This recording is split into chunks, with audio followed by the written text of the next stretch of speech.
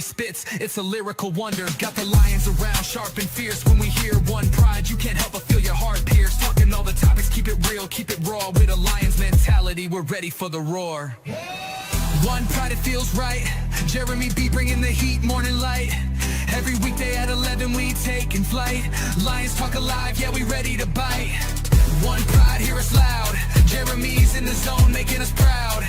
This is a Huddle Sports Network broadcast. You can find us on Roku TV, Amazon Fire TV, Facebook, and of course YouTube.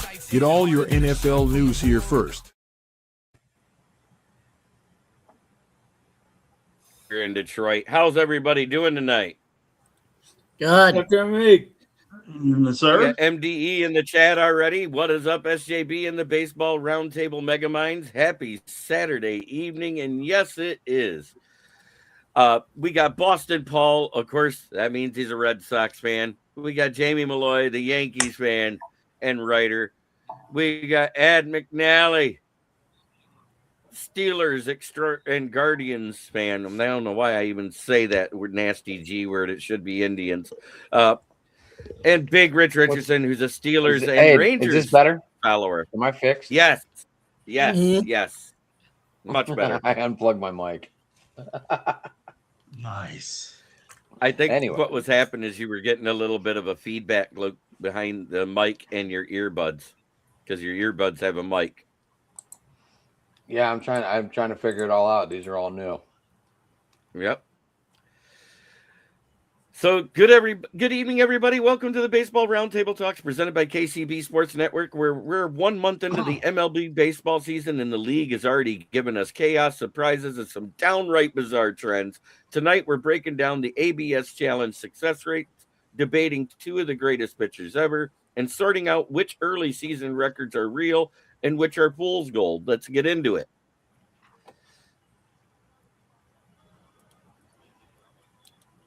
Look at that collection of knowledge. I'll tell you what, only a show this big can handle all of you, plus the most valuable and extensive forehead in all of sports broadcasting. Damn it. There's got to be a way to turn something like that into the Rocks deal.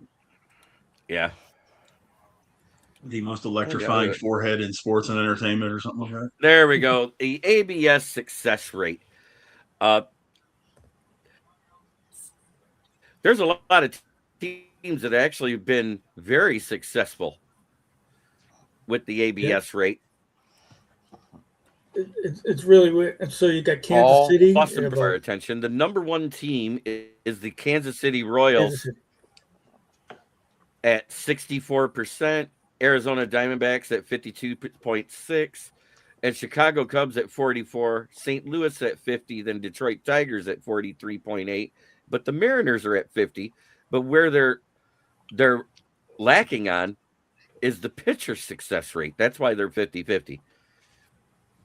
So what do you guys think? Is the ABS being successful? Because I think the lowest rate on here is 33%. It's 31.8% by the Nationals.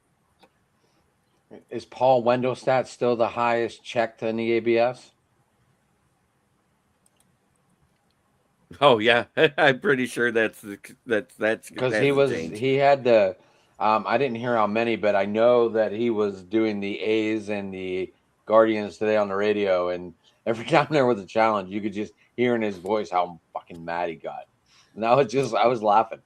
And then I heard Tom Hamilton mention something he might be near the top. I didn't really get numbers, but I figured you guys might have had him. Jeremy, that chat confused me. So if you go way over to the right, I think that's what the total success rate is at the right, which I have Kansas City and Arizona tied at 62, and the Cubs at 61.8, and then the worst I have is the Nationals at 39.6, Cleveland at 41.5, and Giants at 44.4. 44.45. Okay, that's the total success rate over here. Yeah, that's the total. You may have gone I was looking at the batter success rate. I went the batter first. That's what I did. Reds number one. What's that, Adam? Are the Reds number one? No, Kansas City. No. It says the Reds are at 72%. That's not what I read. That's not what I saw. The Reds are at Arizona. 60%. The top is 62.3.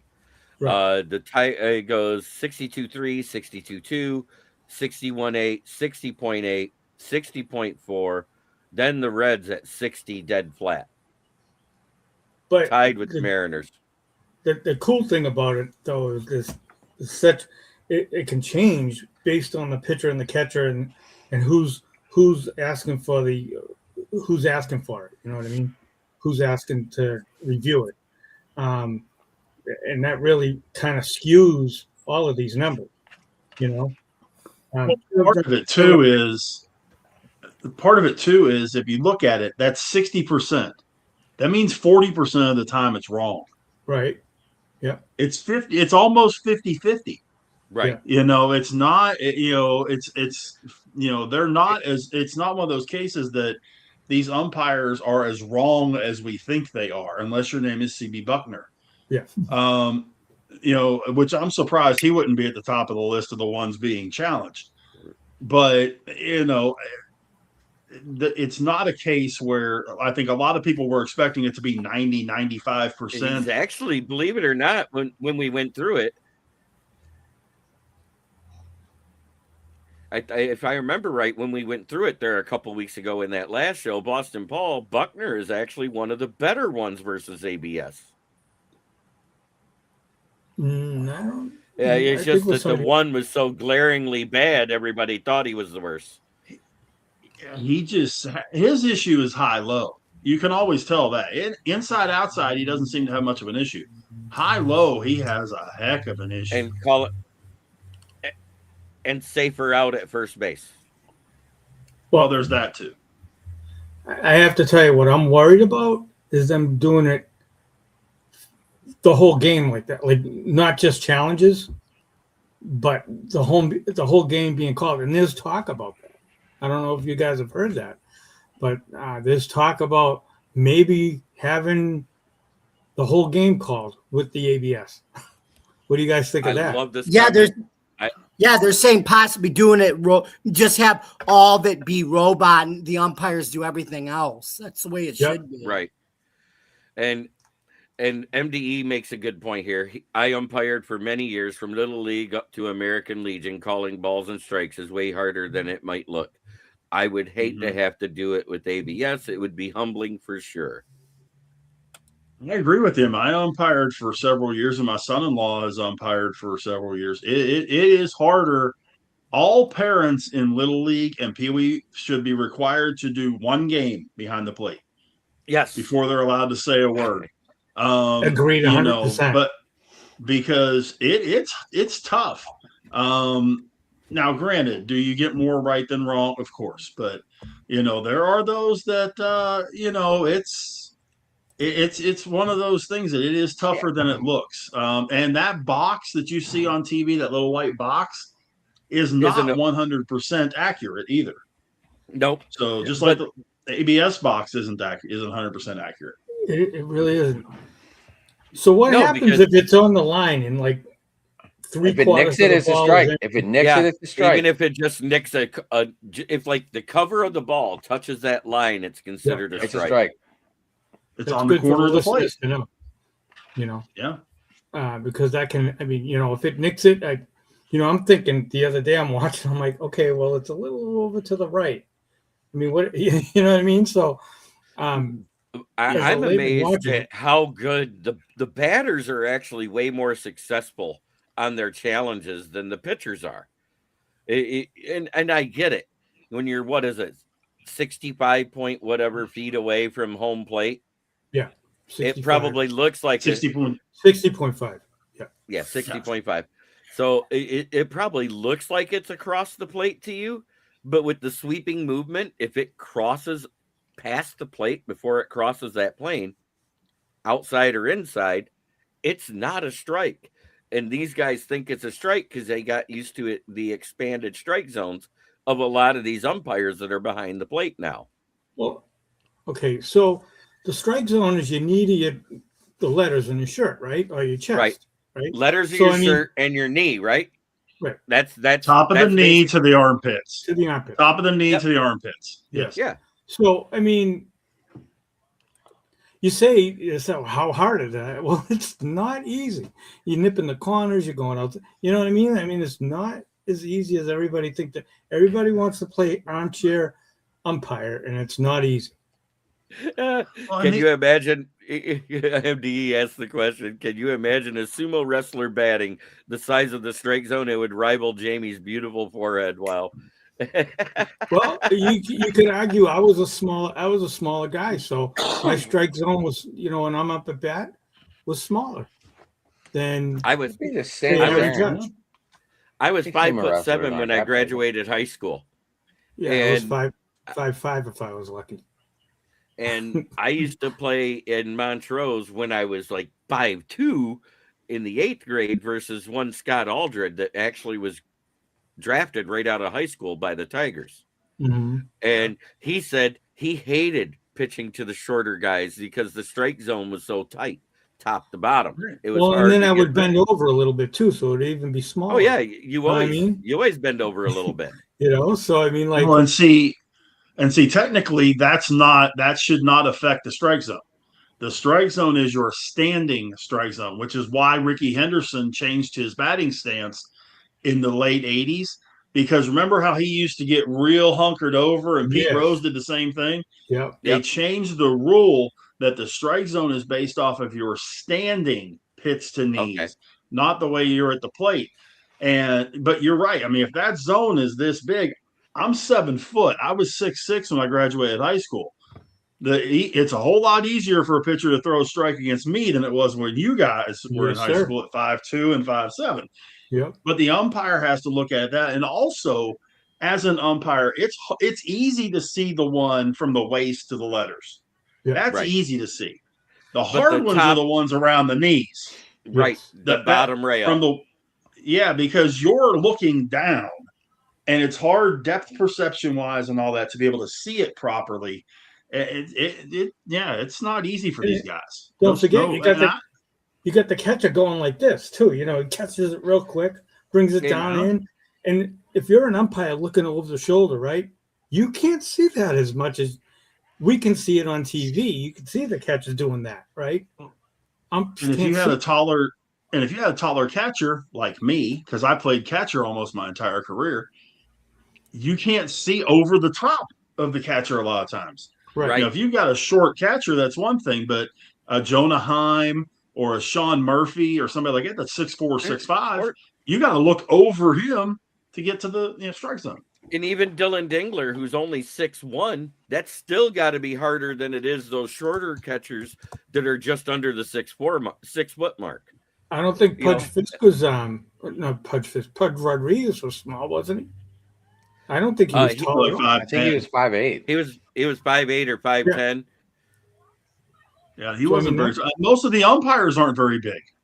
Yeah, Right. Most of your the umpires aren't are, real tall. how unathletic did we used to watch in the 80s and 90s the umpires that were umping these games versus the athletes that played it? You know what I'm talking about? Kaiser and Ken Kaiser and Bruce I mean- Fleming and those guys. Mhm. Yeah, Bruce you Fleming, would see guys Jesus. that would be so fat that they would be wider than the catcher's gear. Oh yeah, yeah. That's So No, you're right. So if they can't bend over properly because they got the Dunlap disease, and we all know what Dunlap means, Dunlapped over the belt line, they're also struggling with the bottom rail too, which is why there was a lot of expanded low strike zones, and you used to not be able to battle if it was low or not. And that's the good thing about ABS, because that's the one thing it will correct, because that bottom line doesn't change. It's knee high no matter who's at the plate. No, but even at that though, shorter legs, taller legs. Aaron Judge's knees are further off the ground than Jose Altuve's. The Cowboy Joe West was so rotund he could pass for a stand-in for Shamu at SeaWorld. Great ump, though. Respect. Well, let's get into section 2. I think we all pretty much covered the ABS thing. I I think overall it's good on the pitching aspect, and it's great for getting those bang bang plays right, because they've been right dead on the money with the ABS. It's been correcting the bad calls that would happen in a bang bang play. Does anybody disagree with what I'm saying? No, I agree. We all agree on something. Is everyone all right tonight? We're good. Yeah, no argument. Wow. Clemens versus Maddox, power versus precision. Oh boy. Oh boy. Speed versus precision. They're both excellent pitchers. Both are excellent pitchers. But if you go by career wins, 354 for Clemens, 9th all-time, 355 career wins, 8th all-time for Maddox. ERA is where you start getting into some of the better statistics, right? 312 for Clemens and 316 for Maddox.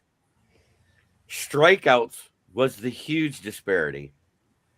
Clemens had 4,672 career strikeouts, 3rd all-time, and Maddox was 3,371 career strikeouts, 10th all-time. But at the same time, Clemens was a strikeout ace, where Maddox was more of a pitch-to-contact guy that could strike people out. Am I wrong on what I'm saying there? No, 100%. Maddox is a ground ball fly out. Yep. The career wins above replacement for Roger Clemens was 139.2. For Maddox, it was 106.6. But I think Maddox played, 6 years less than what Clemens did? Yeah, Clemens. Correct. That's correct. 7-time Cy Young winner for Clemens, 4-time Cy Young winner consecutive for Maddox. That's something that I don't think anybody else has done yet, have they? No. 1986 American League MVP. Maddox was an 18-time Gold Glove winner, which is a record for pitchers. 2-time World Series champion for Clemens, 1-time World Series champion for Maddox, but I think that had to do more with the way the pitching rotation fell apart around him, and the bullpen got worse as he went on in his career. The one that Maddox was 95, I think, right? Yep. With the Braves, and then because then the Yankees beat the Braves the next year against, and say being 99, Clemens beat Maddox. Right. Yep. Okay, so Roger Clemens is eligible but not inducted because of the steroid allegations, correct? Yeah, the PDDs, I guess. PDs, yep. And then Maddox made it in 2014, exactly 5 years after he was a first ballot Hall of Famer, if I remember right. So Maddox is not shy of saying of kind of bringing that up with the Peds thing and some of these pitches and him. He's like, look at me. I know, but and I'm a Red Sox fan. I've seen Clemens pitch in person. I saw the 20 strikeout game, and I've seen Maddox on TV. And Marky Mark and the Funky Bunch is in the chat. I feel like Greg Maddox is the better of the two pitchers. That's just me. The way he used to just dominate games, I've never seen a pitcher dominate games like he did, except for Bob. I've never seen Bob Gibson play, but from what I've seen on TV and what I've heard, Bob Gibson is. You know what I mean? In terms of controlling the game. And then there was that great year by Denny McLain for the Tigers before he went off the rails. But I mean, he had, what was it, 31 wins total, and actually he's the last man to win 30. Oh my God! Sorry, I was watching hockey. It's a big hit. No, but this is a career though. This is a full career, Jeremy, as opposed to I understand what you're saying. I'm just saying, I'm putting it in perspective for people, and the difference between the 60s and then even the 80s in pitching. Number one, everybody got bigger, stronger, fast. Right, the strike zone was different. The height of the mound was different. Also, every decade, players got bigger, stronger, faster, but their careers were more shortened. If you actually look at it, you don't have anybody out there like Catfish Hunter or Oil Can Boyd pitching for 26, 30 years in the major leagues. Gaylord Perry, who pitched for 31. That's why I think in the next CBA, during the lockout, they should get rid of the 15 and 16-year deals like they did with hockey, so that this way, you don't have a Juan Soto situation anymore where he signs for 16 years and now he's getting hurt with the Mets. Yeah. The biggest thing that hurt me is that we traded away a rookie pitcher who was supposed to be a starter coming out of college to the Braves and ended up being the closer for years for the Braves, helping to win that World Series in John Smoltz. One of the few guys in baseball history with 100 wins and 100 saves. Johnny Smoltz, I remember him. Did Eckersley do that too, Rich? Eckersley? Yeah, he did. Right? He did.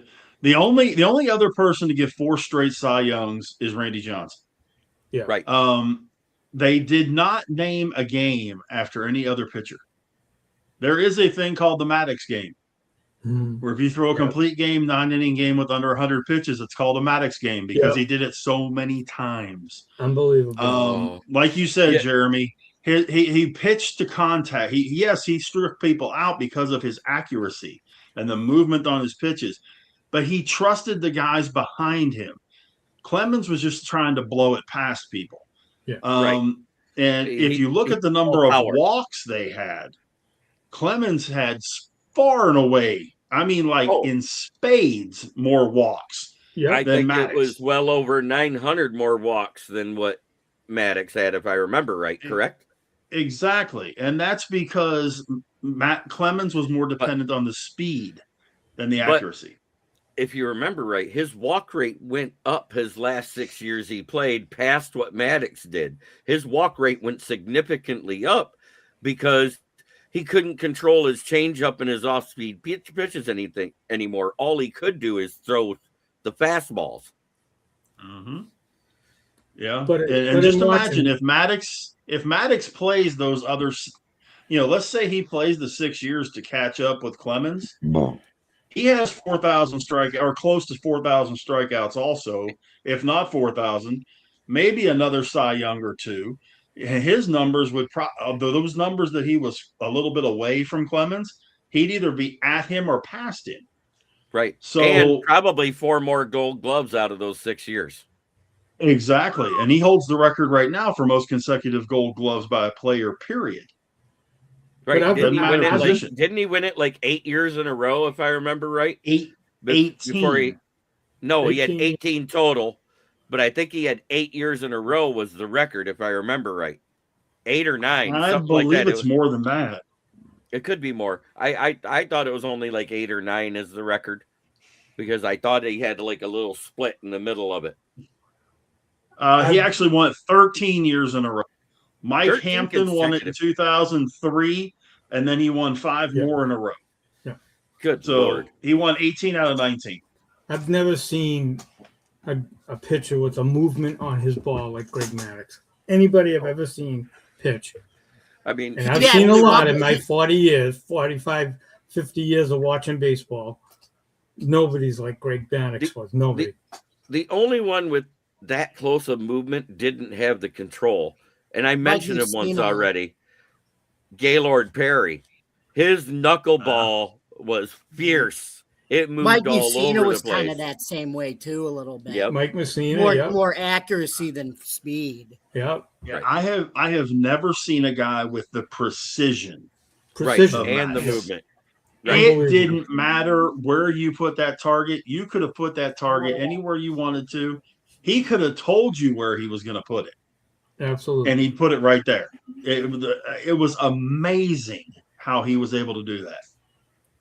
Crazy. We're lucky to see it. So here we go.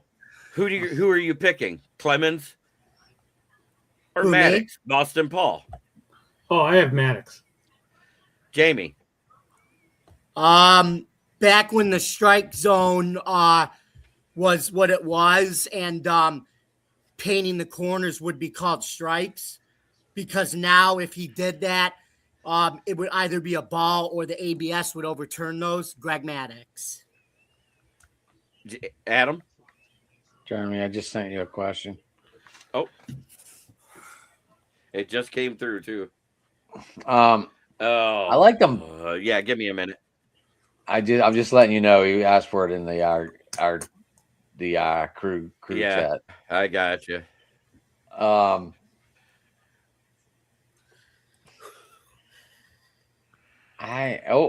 gonna have the music real quick? It's your dad. Hey, I don't have the music anymore but I do have some music to play. Did you guys know I actually wrote a theme song for our show? So I'm waiting for a video to be put to it. Wait, what? You sent us the audio for it. It was awesome. Yeah. In the group chat. I actually wrote a Baseball Roundtable Talks song. Sweet. I would go. Man, they're both really good pitchers. But me being a Pirates fan. Just a second, Dylan. But me being a Pirates fan, I gotta go Clemens. Big Rich, how about you? Greg Maddux is the greatest pitcher I have ever seen in my lifetime. Me too, so, and it wouldn't matter with the ABS because he'd still hit the corners. Me too. Right. Greg Maddux all day long. You know who's close? Other than Maddux for me, I love Clemens. Don't get me wrong. Pedro Martinez. Yeah, he was unbelievable too. For a 5-year stint, Sandy Koufax was the greatest pitcher in history, and but we're talking about 13 straight Gold Gloves. How many size? Four size. Yeah, 4 size. Whereas, Sandy had 4 as well. If I remember right, at least 3. Okay. Yes, 3. But just for our listening pleasure, because Smoking Dad hasn't heard it yet, and I don't have music, so I'm going to give him some music to hear. This is the new theme for Baseball Roundtable Talks. I'm waiting for the video to be made. Set it up.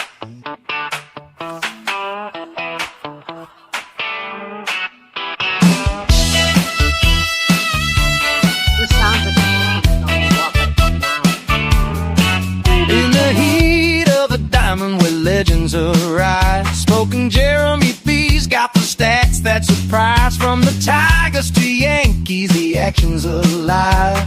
Big Rich and Jamie break it down, they thrive. Round table talks, the fans gather around. It's baseball season, watch the team strike gold. Every pitch, every catch, every tale that's told. From home runs to errors, we break it down tight. Join the round table talk, let's ignite the night. At McNally spitting fire, facts that don't lie. Boston Paul's insights, emotions high. From Pirates to Rangers, the news never dims. With Astros on the rise, we're here to win big. KCB Sports Network, bringing the game home. It's baseball season, watch the team strike gold. Every pitch, every catch, every tale that's told. From home runs to errors, we break it down tight. Join the round table talk, let's ignite the night. So tune in and. So what do you guys think so far? I love it, but I got to tell you, according to my contract, I need to be mentioned more times than once in that song. I'll tell you what, I'll double your salary. All right. I'm telling you right now, we'll be negotiating after the show, all right? Dylan, who would you pick?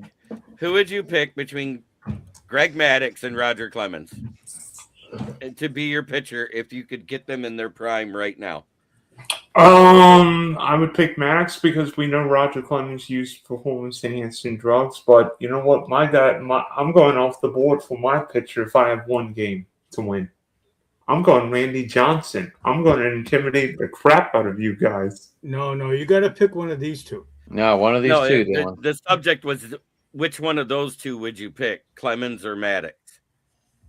Oh, he bounced. He got mad. Are you there, Dylan? There he comes. There he is. Sorry, I don't know what happened.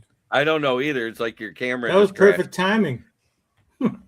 So between Clemens and Maddux, if that's your only two choices, we got the Chinese loading screen of death there. Are you there, Dylan? Yeah, he's. Oh no, he's not there. He's not. Ice baby. He's frozen. Dude, I just learned. He said, "Stop, collaborate, and listen. Ice is back with a brand new invention." And he just Yep. I just learned Eminem's Yeah, I think coming it's October 7th.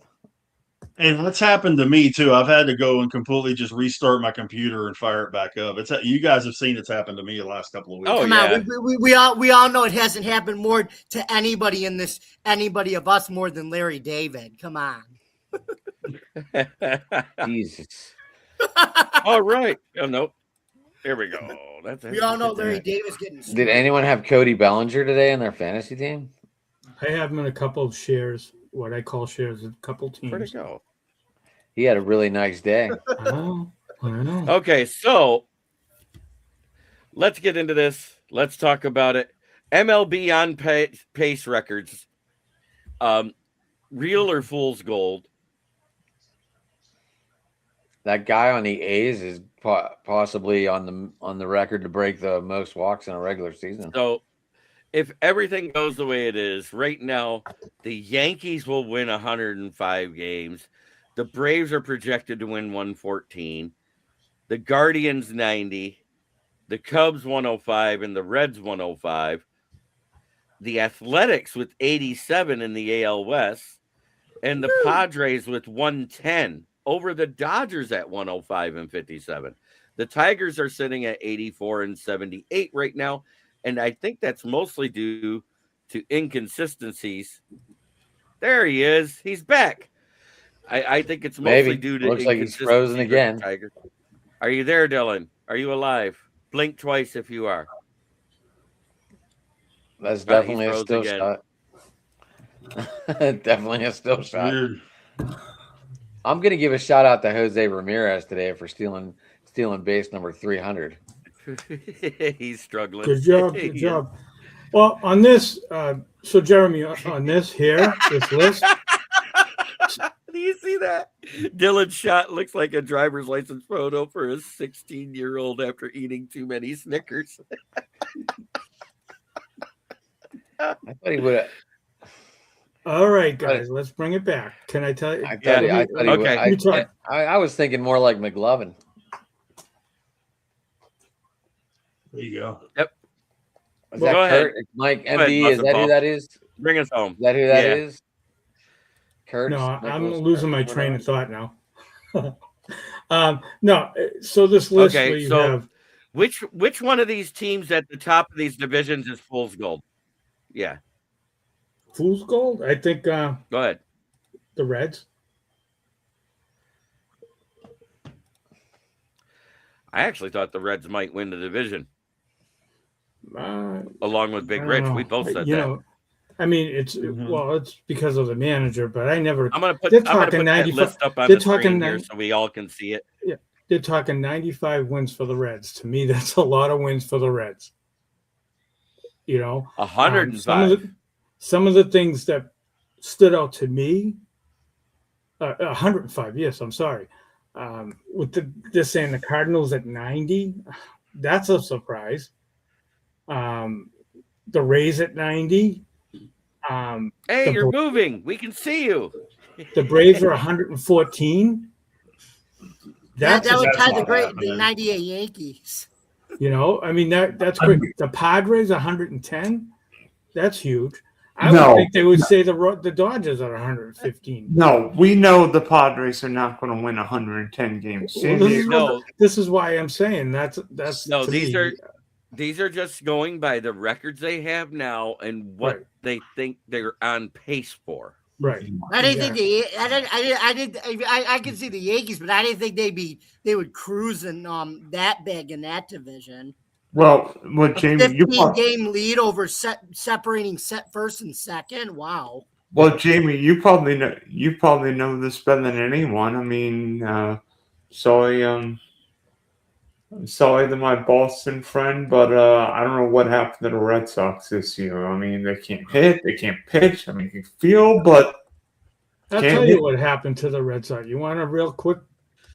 What happened to the Red Sox this year? Yeah. Real quick is the Red Sox management is what happened to the Red Sox this year. That's my answer. and we'll go on. I know. You see what happens to the Penguins when they get rid of the Fenway group. They So Smoking Dad has actually asked a trivia question. What pitcher has won the most playoff games in their career? I'll give you one hint. He's had 44 postseason starts and a 3.81 ERA. Who's Andy Pettit? Amen. MDE beat you. Mm-hmm. I was going Yankee. MDE knows his stuff. I just wasn't going. He actually has 19 playoff wins. 19. Yeah. Who's second on that list? It's either got to be Verlander. I know exactly. It's Verlander.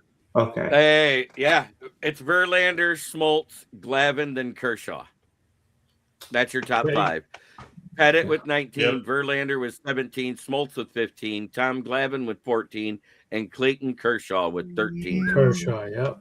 And it's funny. Everybody thinks Clayton Kershaw is a bad postseason pitcher because his ERA is high. Welcome home, Patty. We'll see you soon. Well, that could be an indication, there, Dylan. That could be an indication. Oh, sure. Dylan. So, I do believe that the Tigers and Guardians are going to be between that 84 and 90 mark, either team. The way they're playing, the Tigers are starting to catch on a little bit right now, and their bats are waking up finally. And I said it to start the season. We don't wake up our bats to the end of April. It happens every year, and people freak out and overreact for the Tigers. But right now, the one that surprises the hell out of me is the Red Sox. Might be one of the losingest teams in MLB history with 56 wins, and the Royals with them. The Astros are down there projected at 60. The Phillies at 49. Those are some shocking numbers. And the Mets are at 56. Yeah, but of those that you look at, man, I mean, the Phillies are going to play better than what they're doing. The Royals are going to play better than what they're doing. With all the pitching issues the Astros have, the Astros could lose 90 to 100 games this year. They really could, because their pitching staff is a walking, talking mash unit. Didn't their ace get Tammy? Their ace just got Tommy John surgery 3 weeks ago, and their other ace is on the Tiger staff. And and Hunter Brown is he's out for a while. Yeah, I mean their pitching staff is a shambles. They're not hitting. So could they lose 90 to 100? Yeah, I could see that. Philly is going to play better than what they're doing right now. So does KC. Right. There's some teams playing over their head. The Mets are going to play better too. I think there's some teams that are playing. The Marlins are playing over their heads right now. So are the Nationals. I kind of think the Twins are playing over their heads a little bit. Oh yeah, the Twins, they were right up there with us for a while, but they started falling off when they started playing the better teams. They caught us during our slump part of April. So, and I said that, and we haven't even played the Guardians yet, have we? I don't believe you have, but Hey, Rich, did you see the crazy game today in Pittsburgh where the Reds walked 7 straight Pirate batters? They did. That tied a major league record. 7 consecutive walks to 2 different pitchers. Brandon Lau walked 5 times today with 5 different pitchers. Goodness.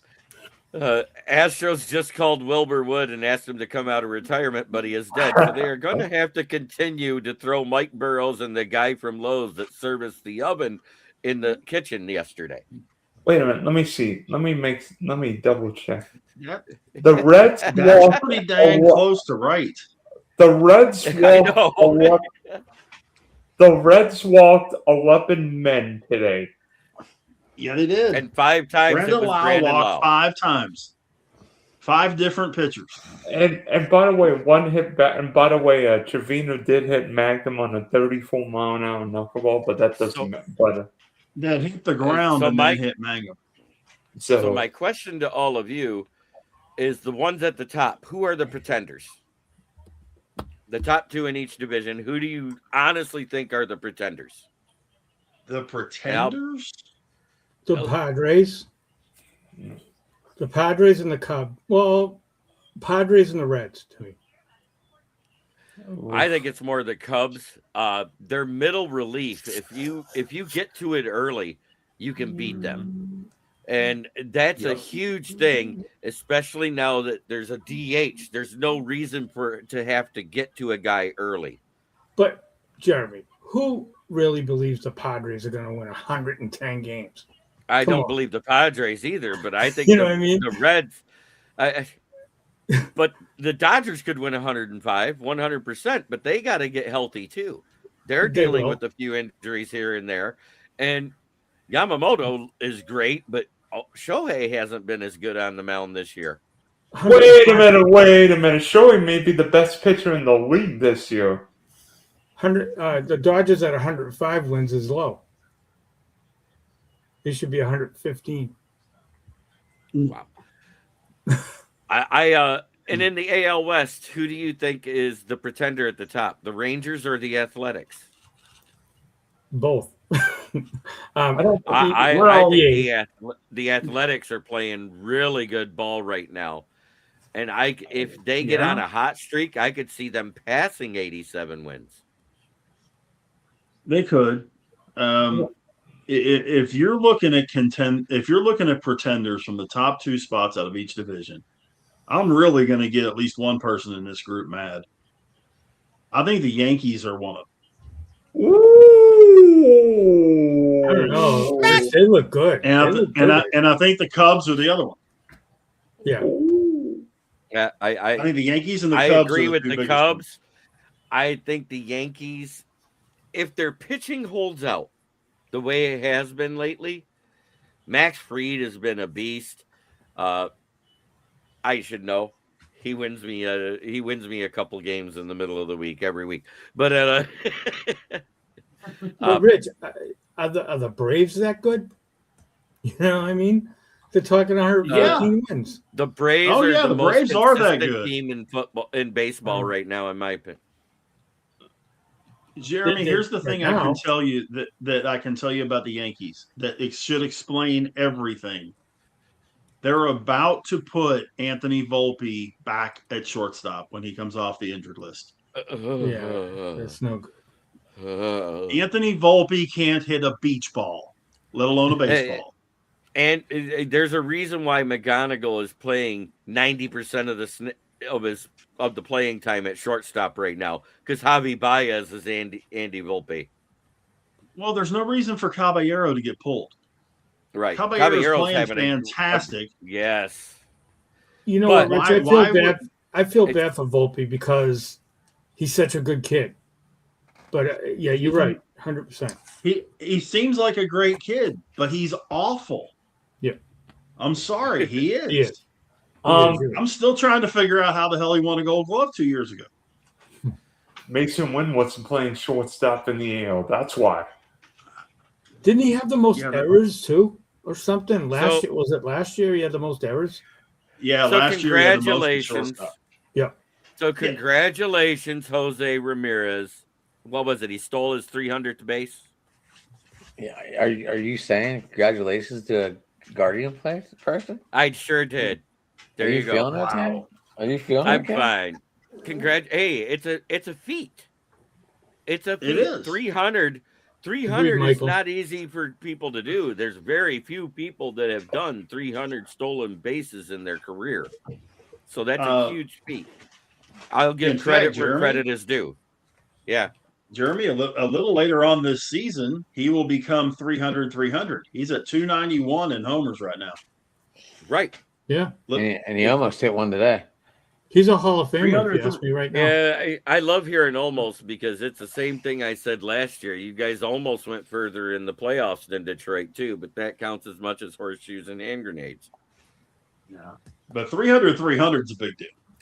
Yeah, at least we got a pennant out of it. Oh, I've got what one. What flag did the Detroit Tigers hang? Nothing. I've got one for you guys. Uh-oh. Okay. What are we getting? Okay. This will be a multiple choice one. Excuse me. Sorry. Uh-oh. Oh, multiple guests. Love it. Can I see your pretty faces? No. I was Thank trying to do a segment, but fine. Sorry. It is my show. There are 28. There are 28 men on the 500 home run list. Name them. I thought you said it was a multiple choice. I said, well, there are 28 men on the 500 home run list. I wrote that, Jeremy. The hot dogs rule bowl one. I know. I kind of figured. Yeah. Oh my gosh, dude, the fucking Dodgers are looking awful. That's why we're putting Volpe in there so he can tank, and then when he's gone, Lombard Jr. can make his debut. That's what we're doing. We're doing it on purpose. Why would you tank? No. What I'm saying is we're tanking Volpe. We're doing it on purpose by putting him out there so he stinks up the joint, and then we call up Lombard Jr. from AAA to make his debut this year, and he turns 21 in June. Holy cow! The Cardinals going to shut out the Dodgers? I'll tell you what, Jamie, I like Lombard. I've seen a little bit of him. Mhm. I like the kid. I knew you'd like that guy. He had I don't know if you know this. He had a 97 exit velocity in high school, 97, and almost 100-mile-an-hour exit velo when he got drafted out of high school by the Yankees. Okay, guys, 28 batters have hit 500 home runs in the big leagues. Could you name all of them for me? No, I don't have enough time for my show for that. I Sorry. have 6 more segments to go. I do have a quick question, though, Jeremy, if you don't mind. I We're don't just mind talking a about quick the shortstop stuff. Is the shortstop position the future of the shortstop position in as good a position as it has ever been looking 5 years down the road with McGonigal and Griffin and Lombard and all these young guys coming up? I think we might be seeing a golden age of shortstops for the future right now. I just think with the athleticism that people have coming out of college and high school anymore, and NIL is changing it to where they're able to afford better training, better equipment, better everything coming into these leagues. I think it's going to help them overall as long as they don't let it go to their head. Agree. It was quick. But as far as the Central and the Tigers, and I mentioned it, we've had some inconsistency with some starters, namely Flaherty. Frambe had two bad outings out of all of his. Skubal had a bad outing to start, but he looks like he's righted his ship. If the team and the middle relievers could play defense when he gives them a lead, when he comes off the field, he would probably have more wins right now because his ERA looks good. It looks just as good as it did last year. His strikeout rate's the same as last year. His whip is the same. Here's the funny thing. As we're talking about shortstops, this kid from St. Louis just made back-to-back errors. J.J. Weatherholt? Or he's second, isn't he? No, that's Mason Wynn. Oh, Mason Wynn. Okay. Back-to-back errors. I don't know if they're going to give him an error because they wear tough plays, but still. I don't see it. I don't see either. No way on each. Infield single. They both hit off his glove though. That's got to be a homer roll. All right, Jeremy. What are we getting back to, boss? So, as far as the Tigers, is it just some inconsistencies knocking the rust off, or is it something that our fans should be scared of? What do you think, Boston Paul? I think it's inconsistencies knocking the rust off. Okay. Jamie? What was the question? the inconsistencies that have been with the Tigers lately, is it just knocking the rust off, or is it something that Tigers fans should be worried about? It sounds like from what you've said and what I've observed, yeah, I don't think it is a concern yet. Yeah, it's not. It's early. It's a 162 game season, but go ahead. Right. Adam? I think they suck now. Come on, Adam. That's funny. You just wish you had McGonigal to play third next to Ramirez at shortstop, because he plays third as well. Why? What's wrong with Ramirez playing third? I don't want Ramirez at short. What is it? Rocchio? It's shot at the Cleveland's pretty good. Rocchio, Rosario. Yep. Rocchio is pretty good. Yeah, Rocchio's at second. No, isn't he at shot? I mean, here's the funny thing. Like, they played Tampa. Is anyone aware of this? Tampa and Cleveland played last series, and there was a total of 10 runs scored, 5 runs by each team. Right. Today. For the entire series, right? Yeah, for the entire series. And then within the last 2 games against the A's, they put up 22 runs. Right. Big Rich, what do you think with the Tigers? You think the Tigers got to get healthy? I don't mind Parker Meadows being out, because I've said it. He's an offensive liability. He's a great defensive specialist, but he's an offensive liability. And with him being out, yeah, you got McKinstry out. You got Javi out. You've got. I don't mind Javi being out. Javi was starting to look like like 2 years ago, swinging at anything that wasn't over the plate. He can be so good, but then so awful at the same time. Well, Dylan, they didn't get the shutout. I do like your team, man. I just think it's a matter of just giving them time. There's still a lot of youth on this team. Mm-hmm. I'm hoping that Jackson Jobe and Justin Verlander come back very soon, because I need to see Flaherty go to be a mid reliever, because as soon as he hits his third rotation through a lineup, he gets hammered harder than a drunk girl at a frat party. What's the latest on Mize? Mize is he's on a 10-day list right now. It was a bruise of the shin on his plant foot, and it made it difficult for him to put weight on it right now. So they're going to wait until he can do a simulated game and call him back up. Okay. I just know sometimes you get a hairline fracture when you have something like that happen, and I was hoping that wasn't what happened. As far as I know, they're saying it's just a shin contusion. Yeah, that's good. That's good news. Yeah, real good news. Hey, Adam, I've got a question for you. 3-2. Oh gosh, don't. Oh, and pause is 6-7. Adam, I've got a question with you.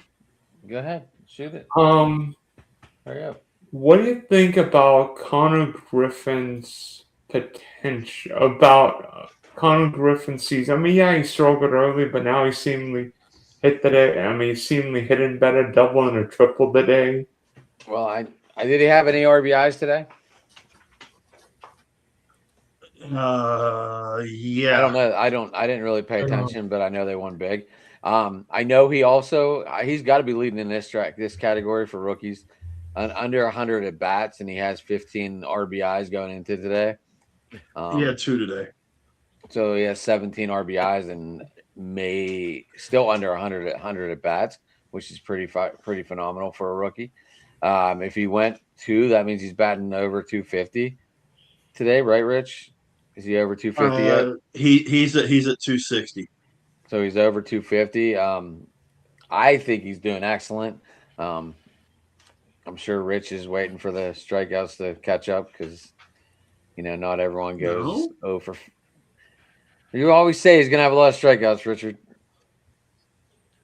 Track record, man. I hope he proves me wrong. I hope he proves. I think he is going to prove you wrong. I think he is. My question has always been: if he hits 40 home runs and strikes out 220 times, are people going to be crying? No, people are not going to be crying. I don't think so either. There's no way. Remember this statement was made May 2nd at 8:55 Central Time. Who was the Cub hitter in 1979? I can't think of his name. The Cub I was born, but I don't know. 79? Yeah. Dave Kingman, probably. Dave Kingman. Didn't he hit like 40-something home runs, but struck out 100-something times when nobody struck out that much? He did. All right, Jeremy, what's next on our stream board? All right. National League chaos. What is going on over there? St. Louis just beat the Dodgers. Anytime the Central team beats anyone else. The NL Central has 2 teams on pace for 105 wins. The NFL has West teams have 3 pacing for 90 plus, and the NL East is basically the Braves and a bunch of teams trying to remember how to play baseball. You mean the West? The West has the 2 teams on pace for 105, right? You said the Central has teams for 107. 105. So does the Central. The Cubs and the Reds. I just showed that. 105. Yeah. I don't see it.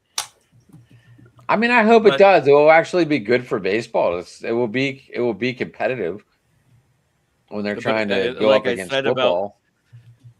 Like I said about the NL East, it's basically the Braves and a bunch of teams trying to relearn how to play baseball. NL Central, Cubs and Reds are at a historic pace. Like I said, 105 wins. The Padres are projected at 115. The Dodgers at 105. And the D-backs at over 90. I think they were at 93. So which NL division race is the most legit? The West or the Central? It's got to be the Central. It's got to be the Central because it might take 100 wins to win the division. I mean, goodness sake, the Cubs, Reds, Pirates, Brewers, Cardinals. I think the Cardinals just won the night. Brewers going to do Milwaukee things. Pittsburgh. I think Pittsburgh only get better with Skeens, Keller, Griffin, Lau. Plus, I think don't the Pirates have somebody big coming back above a Chandler's back? Don't the Pirates have somebody coming back from TJ later in the summer? Jared Jones. Jared Jones, and he throws, 1 or 2, right? Mm-hmm. Everyone talks big on Jared Jones, but he's never over 500. Throwing heat down the minors right now. I saw he was throwing heat. I saw he was throwing heat, though. Yeah, his velocity is way up, and he's back soon. My Tigers came back in good form today. You got Bubba Chandler. Beat Rich's Rangers. Yeah, they did. 5-1. Well, you got a heavy dose of Kumar Rocker. Case rested. Right. Rocker is not a starter in the major leagues. I'm sorry. I've said this 100 times. I've said it on open mic. I've said it on Adam and I's program. Kumar Rocker is a relief pitcher. He is not a major league starter. He has no business starting. Your guys jumped on him in the first 3 innings, scored 5 runs, didn't score squat afterwards, and held on to win.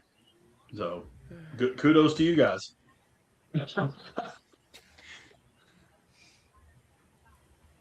Oh my. Philadelphia is just about to eliminate the Celtics. Yep. Oh. Well, Tatum, I knew Philly was going to win that game. Oh.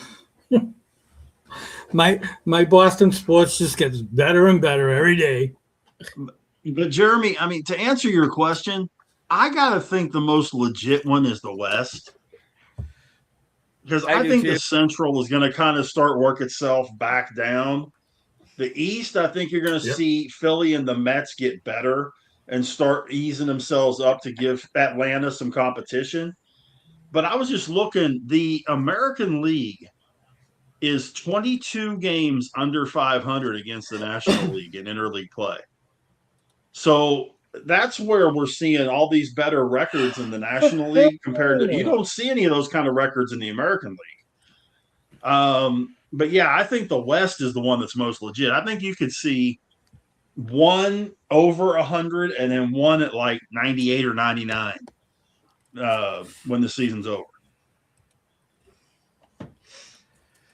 Yes, and 76ers take the lead over Boston today in basketball. They're gonna win. They're going on. Celtics are. Oh, they moved on already. Yeah, today's game 7. It's over. Today's Oh, game 7. wow. Oh, we were just talking about the Mets, and they're losing to the Angels right now. Unless Boston can figure out a way to score 7 points in 20 seconds. Ain't gonna happen. It could happen. I feel the hope. We've seen it before. It's not impossible, but it's not gonna happen. They don't have Michael Jordan or Larry Bird. They don't have Larry Bird. Jordan if you pulled really it off want to once. go, I believe Kobe pulled it off once. And wasn't there that weird? It was a nobody. Oh, he's not a nobody. He's Mr. Six. Reggie Miller pulled it off once. Yes, well, Reggie Miller. He ain't a Celtics nobody. don't have any. They don't have any Jordans, Birds, Reggie Millers, or anybody like that. So it's not going to happen. And by the way, kudos to Golden Tempo. Since we're going a little off the rails. So didn't also, if I remember right, Robert Horry did that when he was with the Rockets because Hakeem Olajuwon picked up the errant rebound and pitched it out for him, hit a 3. Then he stole the inbound, threw it to Horry for another 3, which he was fouled on to get the 7 points in 13 seconds. I don't remember if it was 7 and 13, but I remember the series of plays. Yeah, it's not impossible, but it is. Wasn't it Reggie Miller against Spike Lee? It might as well have been. The Knicks were so bad back then. What do you mean? That was the playoff special every year. The Knicks are awful in playoffs. Right, but it was Indiana and New York almost every year. Okay, for that matter, how about the Orlando Magic blowing a 24-point lead tonight with the most pitiful half of basketball in NBA history? Loved 4 for 39 from the field. I mean, good grief. 4 for 39 as a team. Angel Reese doesn't even shoot that bad. Yeah, that's true. That's true. Her worst night was 4 on 19, if I remember right. But she did get 13 rebounds. She did get 13 rebounds in that game out of those because she was playing tip drill. Yeah, wasn't 10 of them wasn't 10 of them off her missed shot? Offensive rebounds, yeah. Defensive rebounds off of her missed layups. He led the league in total rebounds, led the league in offensive rebounds, and was 51st in defensive rebounds. You know, that shouldn't count because if an RBI don't count on a double play on the infield anymore for the batter, then never has. Rebounds on shots you have should not count. RBI has never counted on a double play. The other thing I wanted to get into is there are 10 cities that are being proposed between the East and the West, North and South for expansion in the MLB. Charlotte, North Carolina, Montreal, Quebec, Oakland, California, Nashville, Tennessee, Orlando, Florida, Portland, Oregon, Raleigh, North Carolina, Sacramento, California, Salt Lake City, and Vancouver. So out of all of those, you kind of got to go one East, one West, unless you're going to do one, because National League is nationwide too. So this is where it kind of throws everything off. So because there's AL and NL on both sides, and that's technically all you have to do is add evenly between the two leagues, right? Right.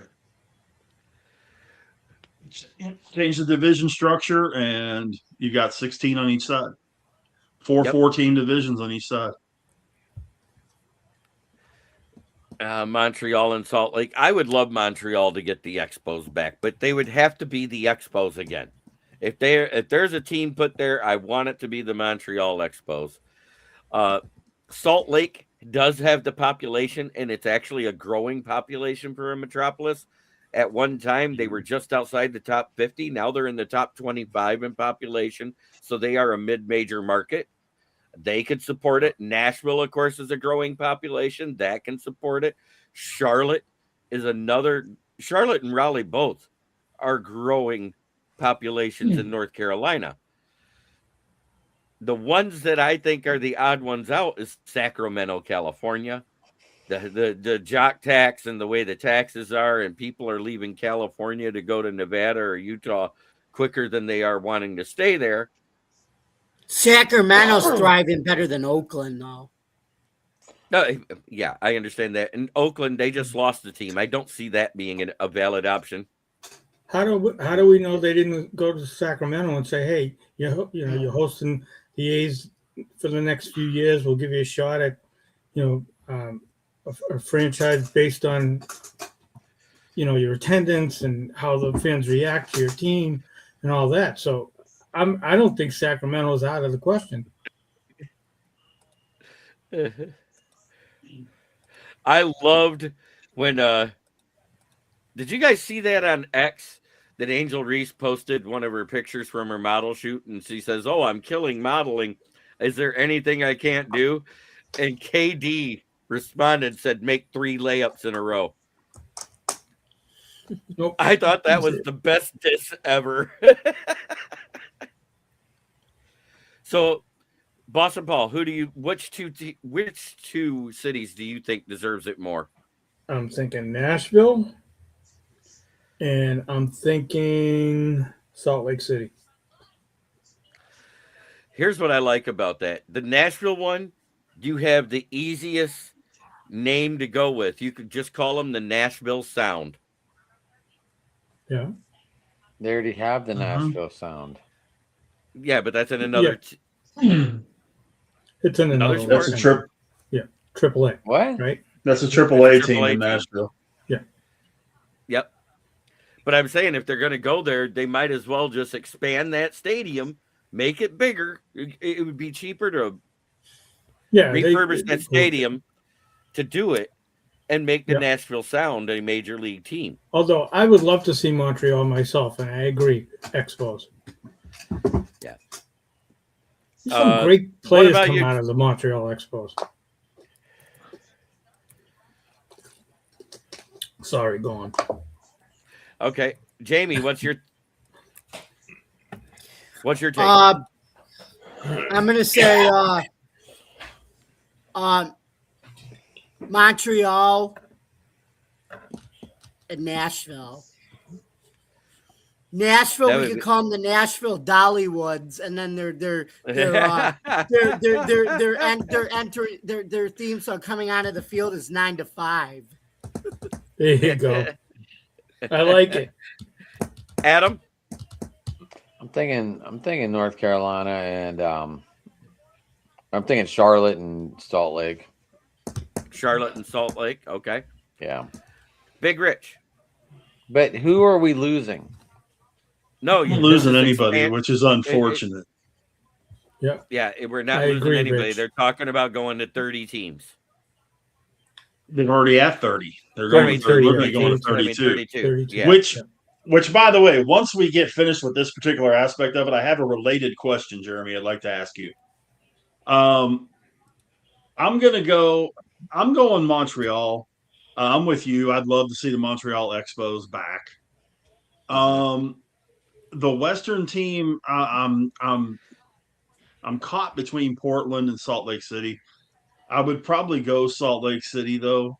And you build the retractable roof stadium. You call them the Salt Lake Miners, and or you could call them the Salt Lake Shakers, or the whichever way you want to go with Yeah. it. And I think that Salt Lake City would really accept a team extremely well. So Dylan. yeah, I'm thinking Okay. Montreal and Salt Lake City. Okay, Dylan, what two cities for you? Jeremy, this is the easiest question that you've ever asked me. There's only two. One in Charlotte, one in Nashville. Nashville is such a booming area. We know it's getting a Super Bowl. Heck, it might get a Final Four, for all we know. In Charlotte, we know there's, I think, a AAA team there. So I think Charlotte could get around a big league team. Plus Charlotte, Charlotte with Atlanta not being fall and some of those mid-Atlantic teams. I think it'd be fun. Yeah. I personally say off this list, the only city I don't want, there's two cities I don't want to see a team in. Oakland, California, because it's an armpit, and Vancouver, BC, because the travel logistics would be a nightmare, especially coming out of the East. So for me, it's Montreal and Salt Lake. That's where I'm at. MD, we bringing Lisa Fernandez out of retirement. So Salt Lake City, what's funny is, do you realize that has the lowest suicide rate in America? Salt Lake does? Yes, Yep. because they have a high salinity in their water, which helps actually stop mood swings. Come on, really? Yes, That's a fact. that's really a fact. That's a fact. I'm Wow, looking this up. I am too. As soon as I'm off this, I'm Lowest, looking they're that up. one of the lowest suicide rates as of the 2020 census. That's wild. Wow. Okay. Wow. I think that if they do get rid of a team, it should be Detroit Tigers. Just kidding, Jeremy. I'm kidding. You know what? But here's my question. If we do have expansion, all we're going to do, and I agree with MD. That is true, Paul. But I agree with MD's statement. If we have expansion, we're watering it down even more. Again, you're going to have more players that have no business being in the major leagues. That's 60 or 52 more players that you're going to have up there that have no business being there.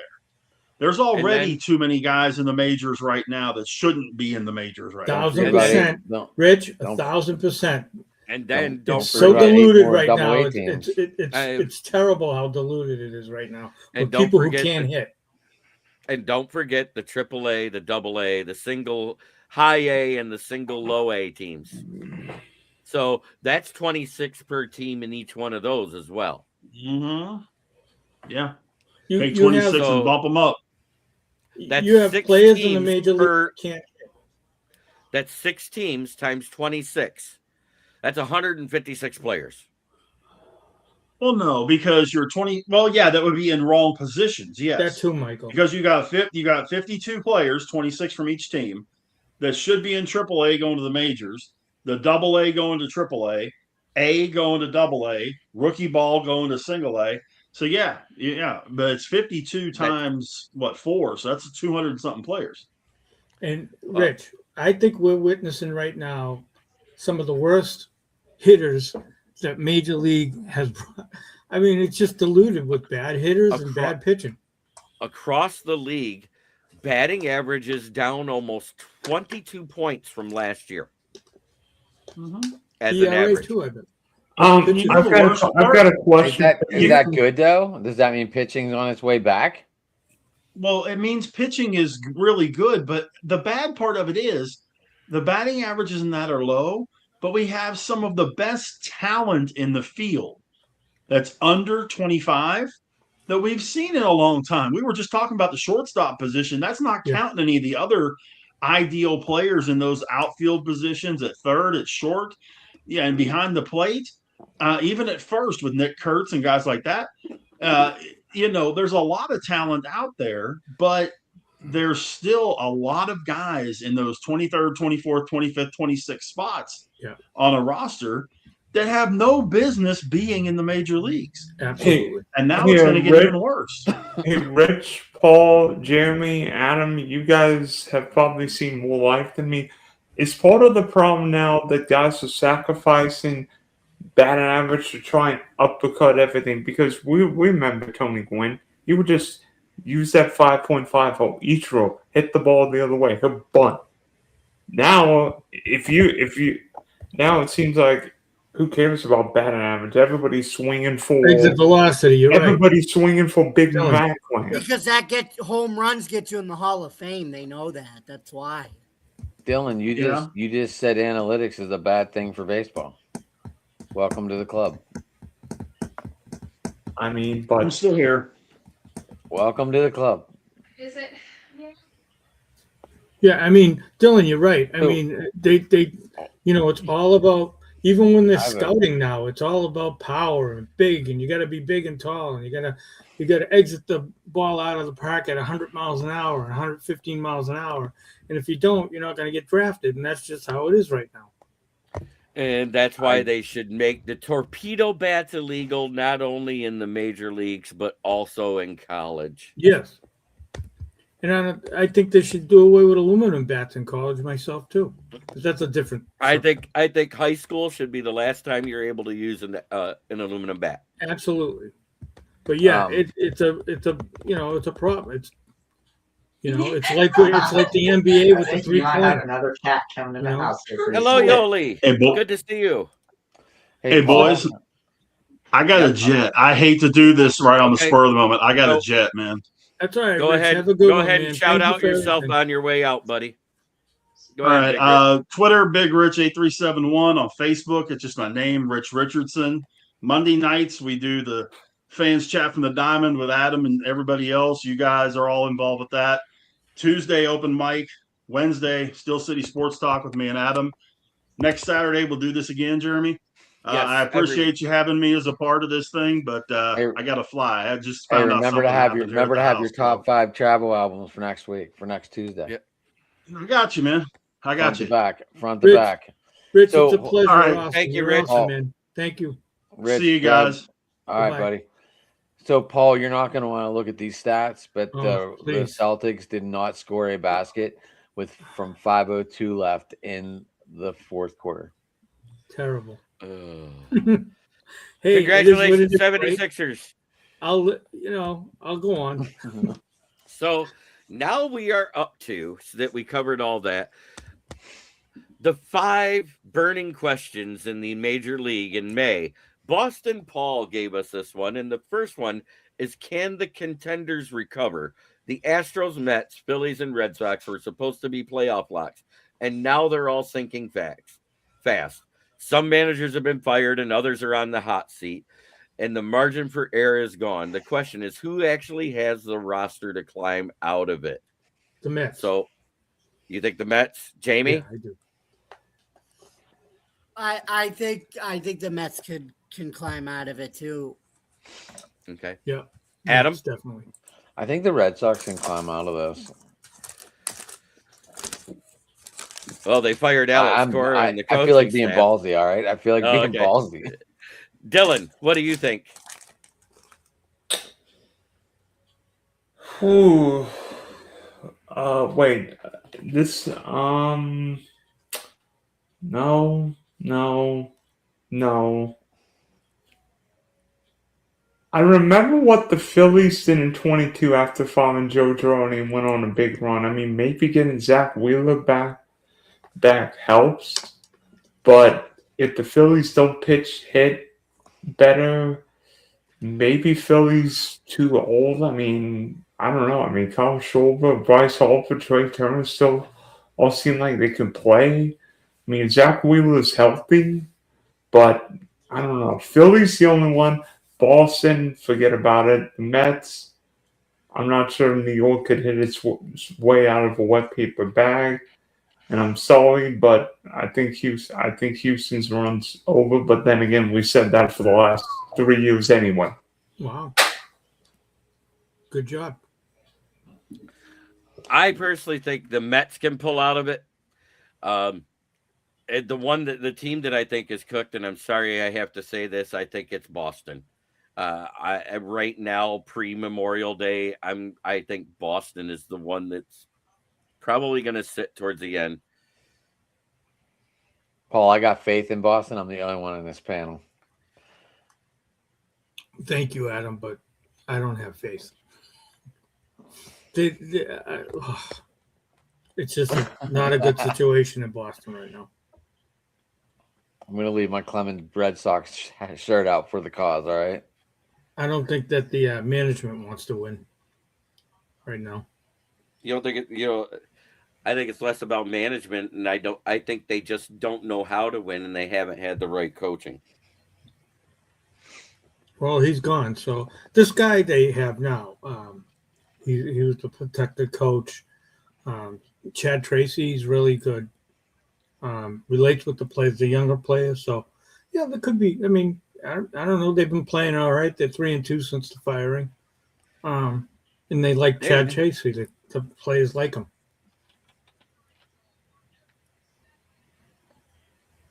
All right. And last but not least, what is your overreaction, and underreaction so far this season? Boston Paul, you go first. For overreaction, underreaction for what? What do you mean? Anything throughout the MLB season. I think, well, I'm talking about a team here. I think the Blue Jays are my overreaction. I think people are overreacting because they're not doing as well, and I think that they're going to be surprised. I think the Blue Jays are going to come out of it and do well, and so that's the overreaction that I can think of right now. Jeremy, am I playing you this week? I can't. I haven't even really been paying attention. Are you Tigers for the I've been win? working hard. Are you Three Rivers? Yeah. Yeah. You're kicking my butt. I think you're winning. Everybody's been kicking my butt lately. It's okay. We're tied 5-5. Everybody's been kicking my butt too. I don't know what the heck. We're tied 5-5, and you haven't even checked it all week. Michael came on here and told all you guys how great I am in fantasy, and I'm like terrible right now. No, he said I was good in baseball. He didn't say really. Hey, Which team are you? Wait, which team are you? Me? Yeah. Who? You don't know who my team is? I can't tell you. You're gonna have to guess. Oh God, are you the Nittany Lions? No. I have 3 home runs on the bench today, Jeremy, with 7 RBIs on the bench. Fail. I think if I know. Baby Yoda. What is going? Oh, it's May the 4th be with you week, huh?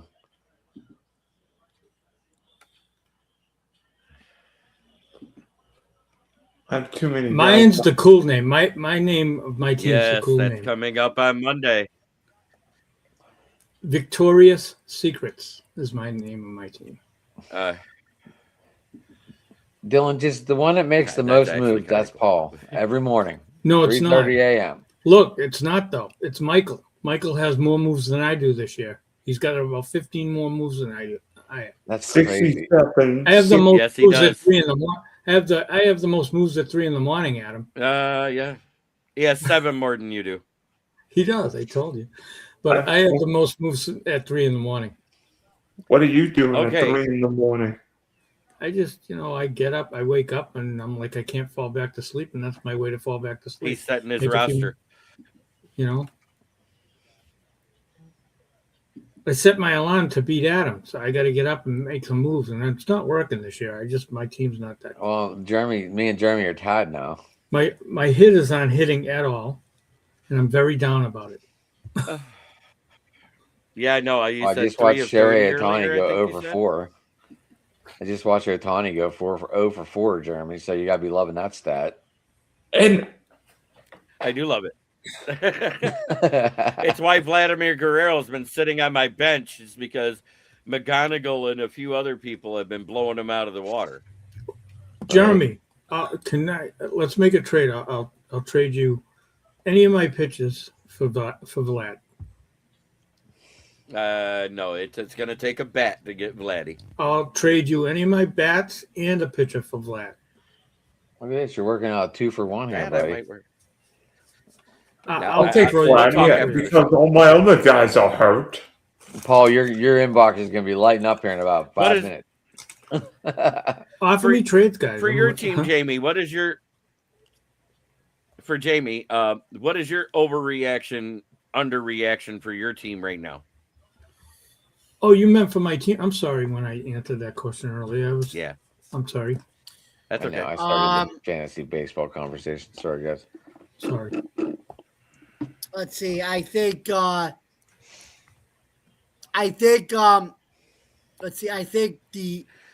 might win. Let's see. I think the overreaction is Elmer Rodriguez may not be as great of a pitcher as he thought he was, because it was just his debut, and that's all it was.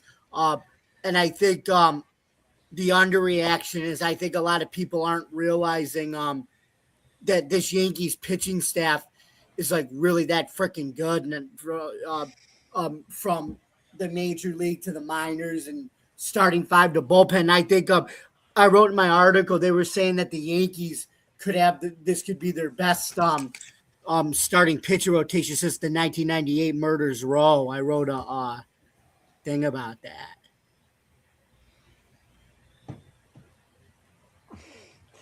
There you go. I will trade my wife and a box of donuts for Vlad. Jesus, Paul, you're getting all kind of offers. Yeah. I don't have Vlad. Jeremy has Vlad. I'm the one with Vladdy. I have Vladimir Guerrero Jr. Look at that. Great article was used. There's your forehead picture, Michael. Pay attention. Pay attention. There it is. You just had it. I hope you saw it. And Jamie's been sitting up all night. He finally got caught off guard. Okay, Adam. For your team, what is your overreaction, underreaction, Adam? We going Cleveland or are we going Pitt? You pick.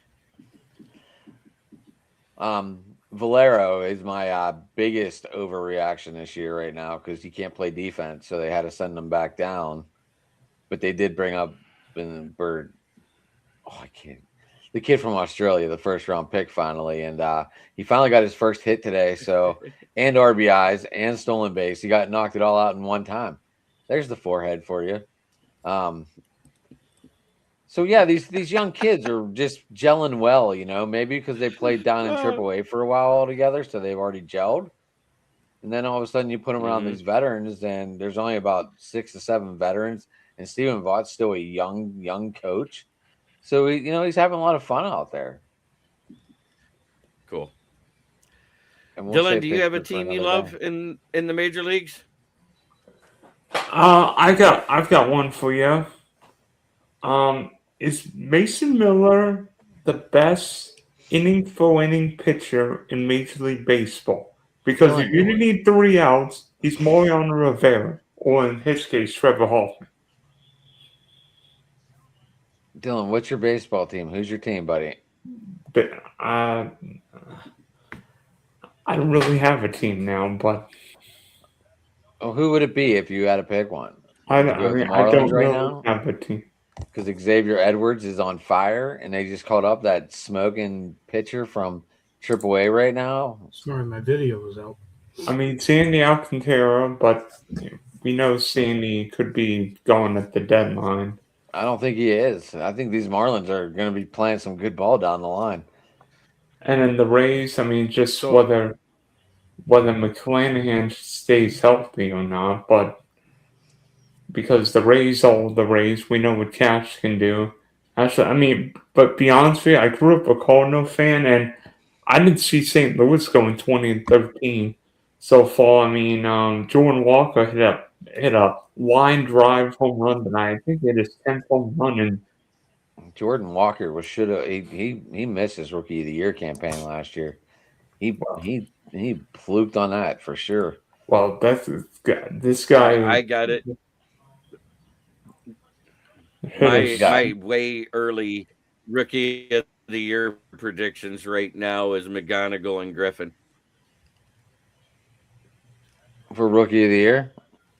There's another guy, JJ Weatherholt. Yeah. The Cardinals really good too. I was gonna say there's a couple people running in contention in both leagues, but yeah, McGonigal is definitely the front runner. I'm not gonna say Connor yet, but he's sure is climbing the ranks very quickly. What about that Met outfielder? Who, Carson Bench? Yeah. He's not doing that good right now. Well, nobody on the Mets he's on the verge of going to the minors right now, but he's going to be a good ball player. Sal Stewart. Michael just brought up Sal Stewart. Ooh. The Reds really, really, really good. Yeah, Bench is hitting 0.43 right now. Per Michael. You're right. That Sacramento team is really hot right now. But their pitching staff, that's got to be the most questionable thing I've seen. They do okay. They're at home. At home. Okay, let me rephrase this. At home. Their ERA is up over 6. If their ERA is horrible as a starting rotation. If you have any pitching in Sacramento right now, whether it's on your fantasy team, whether it's an opposing, not on their team or somebody playing them, don't start that pitcher. Don't. It's a hittable park. Yeah. The wind is usually blowing straight out. Yeah. Don't start that pitcher. Whoever's pitching. Yeah, don't start any pitchers. Don't start any pitchers at home for Colorado. Or Sacramento. For one. Or Sacramento. Definitely not Colorado. I mean, but for my team, my overreaction was complaining about Drew Anderson, and then yesterday he comes out and he just mows down to win us, to tie up the series at the Braves. It's 2 days ago. Comes out in the 8th inning and firing at 97, 98 miles an hour and only threw one ball through 3 batters. So he lowered his ERA from 8 to under 6 in one day. Jeremy, can I revamp my over-under reaction? Sure. To my Red Sox? Okay. My underreaction is the Red Sox are going to be bad, because my underreaction is that I think they're going to be worse than bad. My overreaction is I don't have an overreaction with them, because what I see is what you see is what you get.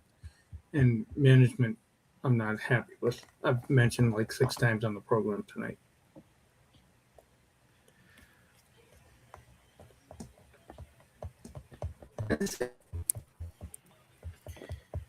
I didn't even pay attention. Who won the Derby? By the way, first female trainer to ever win the Kentucky Derby in 150 ever. I think the odds were like 36 to 1. I think 21 to 23 to 1. It might have changed. It changes during, like, right before, when people are betting. So it changed a bit. Hey, by the way, Paul, at least you've had a better week than Spirit Airlines, right? Exactly. Yeah, they're kind of done, huh? They're kind of done. Wow. 37.8 million. Oh my gosh! All them people just stranded. Stranded. They said they gave refunds, and then they didn't give refunds. Isn't that terrible? Yeah.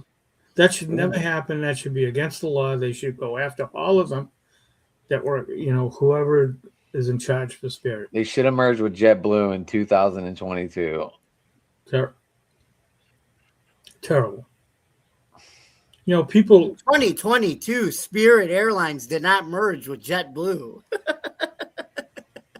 Right, they should have. They should have whenever they had the chance to become. I know, and they blew it. Are you a fan of Spirit Airlines, Jeremy? Or so with the teams like outside of the Yankees, I don't want to get into it. So outside of the Yankees, Athletics, and Rays, nobody's really pulling away, and the parity's wild in the American League. Is it mediocrity or balance or parity? What do you think, Boston Paul? I think it's parity. I think, that's, I mean, my thing in looking at them, looking at the situation, it's parity in the league right now, which is good. Parity is not bad, right? I mean, you don't want, these 3 or 4 Jamie? groups of teams, Okay, go ahead. I thought you were done. No, Yeah. I'm just saying you don't want the 3 or 4 groups of teams always winning, or these 3 or 4 groups of teams always losing. So parity's good. Well, with 27 World Series, even though they haven't had one since what was it, 2009? Yeah. 5? Yeah. 9. 9. Okay. Has it been that long? Okay. 9 was the last one. That was Jeter's last year, wasn't it? No, 14 was his last year. No, Jeter didn't go out with this World Series. Okay. Jeter went out with the walk-off He single. should have. Yep. Oh, okay. I think to the let you know that. ABS. I think the ABS has to do with the parity. To be honest, I was ready to say McLean's doing good, and then he just throws 2 wild pitches in a row. And I don't know if there's a lot of bugs on this. Right. I don't know if there's a lot of bugs on this field tonight, but everyone keeps going like this all night in Anaheim. Oh, I'll tell you what, Adam. We have more love bugs than beaches here in Southwest Florida. Well, that's crazy. Oh, Like love bugs are attractive to automobiles down here in the month of May.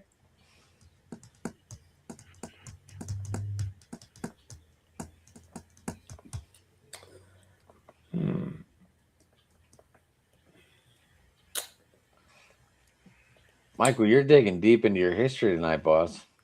By the way, Jeremy, to your question, I think what's happened is some of these teams, the Blue Jays, have not been able to stay healthy this year, probably because they went to Game 7 of the World Series. The Red Sox seemingly can't hit. Nobody in the AL Central's got a big payroll. I mean, yeah, the Yankees are great, good, but maybe not great. And then I think the AL West going through transition with the Astros being so dominant for so long. The Angels, well, Mike Trout's is not destined to win a playoff game. The Rangers, well, I don't know if Texas can ever hit in that ballpark. The A's can hit, but can the A's pitch? And then Seattle, well, they're swinging.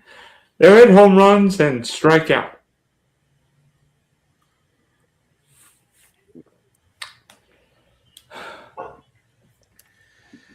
All right. I think it's more parity than anything else. I think there is getting balance in the major leagues outside of your upper echelon people that pay for the money past the luxury tax.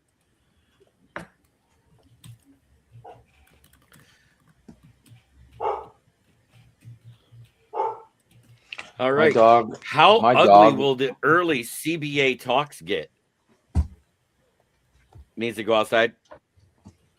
No, I have my truck with me tonight, and she keeps barking at it like someone's fucking here. Like a FedEx guy dropping off fucking packages or something. Labor tension. Oh, right. Yeah, you can hear her barking. Yeah. All right. So how ugly? Just let everyone know I'm not lying. Sorry. I know we can hear it. They're gonna get ugly. How ugly will the early CBL? They're gonna get ugly. Oh God, I can't even get through my take before everybody. I know. Labor tension is already bubbling. Players want changes to service time rules and revenue sharing. Owners are bracing for a fight. It's early, but the tone could shape over the next few seasons. Do you think MLB can avoid another lockout-style shutdown, or are we headed for a very messy negotiation? You go ahead there, Paul. No, I think we're headed for a very messy negotiation. I think there's going to be a lockout. I think we're in for no baseball because that's just the way it's going to go. Right? It's a messy situation. It is. Jamie? I think there'll be there'll be a lockout, but I do and I think the good news out of it is we're gonna get the salary floor that I think the players have been wanting, and like I said, what else do I think out of the lockout? Oh yeah, I also hopefully maybe they talk about, like I said, getting rid of the 15-year deals. That's what I think they should do. Salary cap, you think? I said salary Adam? floor, but get rid of 15-year deals. Yeah. Like what the NHL did. Yeah. In their lockout. Mm-hmm. So a hard cap. Adam? Yeah. Adam is not there. I'm here. Oh, you are? Okay, there you go. I don't know. I think they're going to resolve it. I think there's going to be a floor, though. I hope they do. All right, Dylan? I love baseball. Just a floor. That's it. I think you're just going to be able to spend whatever the hell you want. And if I'm there's a confident. floor, maybe get rid of the luxury tax. Yeah. I'm cautiously optimistic, but I believe there will be a 2026 season in play, 27 season in play. I don't believe there will be a salary cap that's a no-go for the players, but I do believe there will be a salary minimum floor that every team will have to spend.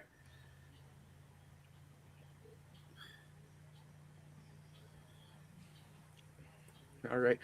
I'm hoping there isn't a lockout. I hope that they work out something to get rid of. If they can't make a hard salary cap, at least get rid of the deferred payment.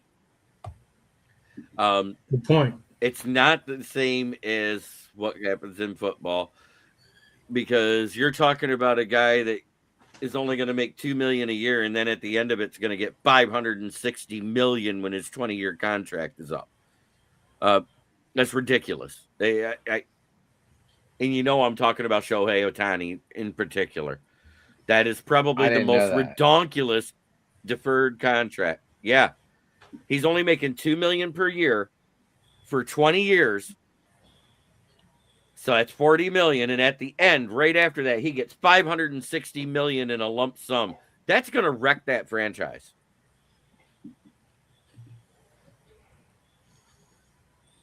Well, with the revenue they have coming in every year, and banking that revenue every year, they take in a lot of money with TV and ticket sales and everything else, Jeremy. So they're able to do that for 10, 15, 20 years. They'll have the money to go ahead and pay him that kind of money. That's what they're banking on. It's ridiculous, though. It's ridiculous. Oh, it's terrible. I understand that. But at the same time, if this goes through with the monopoly thing through the Department of Justice with the NFL, Bobby Bonilla got $1 million for basically, I think he's got 6 more years left on that, maybe 7. Yeah. I think it's done in around 2030 or 2033. I can't remember which. 34. And Ken Griffey Jr. is still getting deferred. So still, okay. Ken Griffey Jr. got deferred too. Yeah, I'm just saying they were given a minuscule amount per year of that to make up the difference. You see what I'm getting at? Whereas he's due is the day he retires after that 20-year contract is done. If he retires, then he gets $560 million in full. I get it, but if you're going to do it if you're going to eliminate it off one, you got to eliminate the rest too, though. There's ex post facto rules. They won't get. Those are players that played in the past, not current players. That's the difference. I'm just saying. If you do it for one, you got to do it for all. No, but okay. When they made weed legal, Guess what they didn't do? They didn't release everybody that has been put in jail for 30 years for selling weed. They didn't release them all. Okay,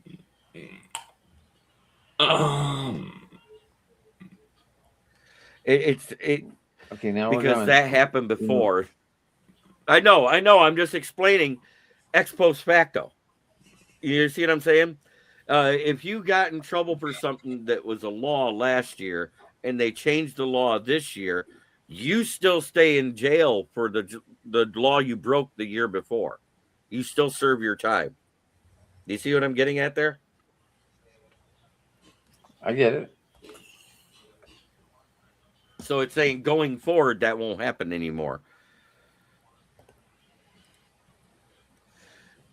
Deferred payments are like crack mama putting back $800 in layaway at Kmart back in the 70s, but can only really expect to ever make payments up to less than half, but gets the worker to give it up.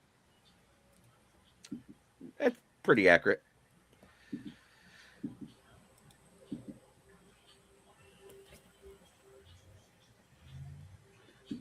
I think they can, Michael. I think they can make the payments in 20 years. So because of the money they make now, because they don't have to pay out the salaries now. So for 20 years, they're going to be able to pay. Well, they're going to be able to bank all this money.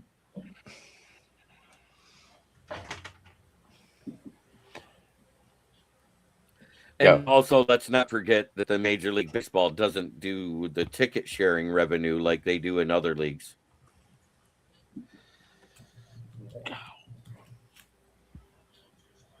Who defines the trade deadline? May sets the tone for July.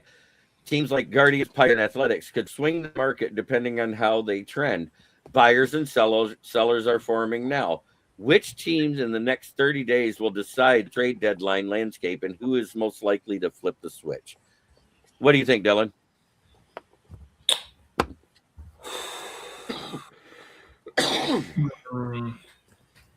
You know what? I don't think this will happen, but I would love to see Mike Trout on a true contender, but it won't happen.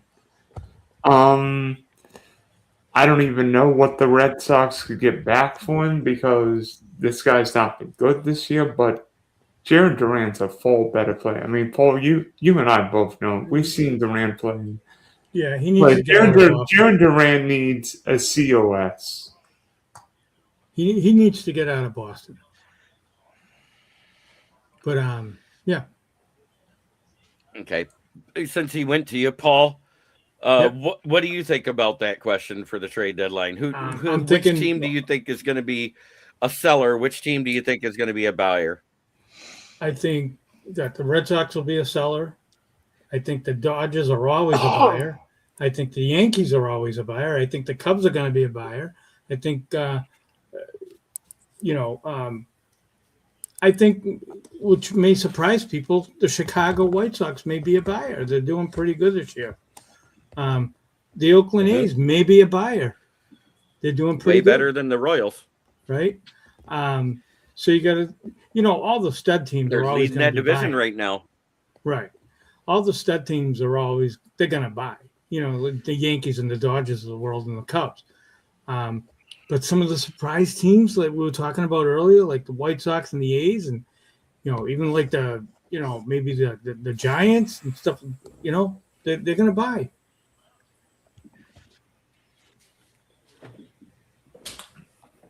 Let's not forget the Braves. Well, the Braves are going to get a couple guys back with Schwellenbach and Strider. So if Atlanta ever gets healthy, look out. By the way, Jeremy, I think I want to bail. Thanks for having me, and tune into Dylan's History of Sports. No problem. I will have a new episode coming out Monday around 9 o'clock or so. I'm going to talk about tornadoes hitting sports venues. Yes, I'm going to combine weather and my love of sports. All right. With being in Florida, I thought you'd be talking about hurricanes and sports venues, but anyway, that will be later. That will be later, and trust me, we all know what happened to Superdome, but that's another adventure, right? Absolutely. By the way, didn't the Hey, I'll tell you what, Cowboys? if it wasn't for the Superdome, the Cowboys got hit with the hurricane on that one that came up through the Gulf. Yeah. The Carolina Panthers got hit Yeah. with the one that went up the eastern seaboard, as well as the Jets and Giants and By the way- Washington. I think that hit the whole seaboard that year, didn't it? Yeah, 22. That was Hurricane Ian that basically hit here, just up the road from me. By the way, That was the one that sucked out the bay. Yeah, it made landfall from the Gulf there, and then by the way, Jeremy, didn't a tornado hit like one of Michigan's sports venues this year? I believe it was one of the single A affiliates here in Michigan. Okay. Thank you, Paul. Thank you, Jamie. Thank you, Adam. Thank you, Big Rich. By the way, we need to have Rich and I need to have a trivia. Shout show. out your channel. Spunky Spectrum Sports. So make it a show. Spunky Spectrum Sports, Dylan S Sports 1, Big D Podcast. It will be up Monday around 9, depending on what time my class is. Maybe 9:15, but I'm not exactly sure yet. Cool.